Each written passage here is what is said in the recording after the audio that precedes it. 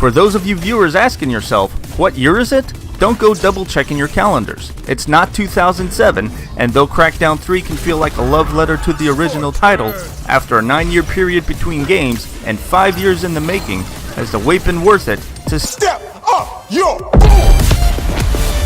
This review will focus on the campaign of Crackdown 3, as I've yet to try the online mode Wrecking Zone. The third installment in the orb collecting crime fighting sandbox series doesn't stray far from the original game's formula, and apart from some shallow depth added to the agent's skill set, unlocking new abilities, moves, weapons, and agency vehicle forms every time you evolve is more of the same ground covered in previous installments. This is it, agents! Time to make daddy duck! There is, of course, an evil organization that needs to be dismantled.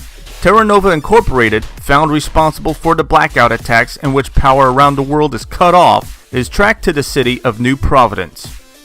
This new open world arena is loaded with series staple distractions and includes additional diversions. Weapons and gadgets can be found throughout the world, automatically being added to your arsenal, and agent DNA can be retrieved. Excellent. You found Bartram. He's my kind of guy. Locating different character DNA unlocks new character skins, though, let's be honest, who isn't going to play as Commander Jackson, portrayed by none other than Terry Crews? Quack, quack, motherfucker! Most of my enjoyment with Crackdown 3 came from simply romping around the sandbox at my leisure. Thankfully, on-foot movement feels fantastic, while vehicle handling is wonderfully arcadey. The campaign against Terra Nova cannot be ignored, however, as there is no shortage of various points of interest and objectives to strike. Unfortunately, this is where the game proves to be more miss than hit. Crackdown 3 features the same lock-on targeting system of previous iterations, only it selectively works. When commands for locking onto targets or firing weapons aren't failing to trigger, locking onto enemies or objects is a frustrating dance of chaos and guesswork. The system will lock onto whatever target your reticle is pointing in the direction of, and it will prioritize a random target, even if an enemy is within proximity.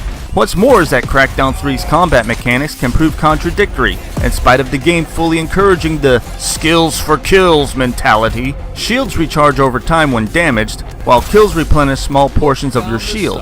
I'm not a fan of this system.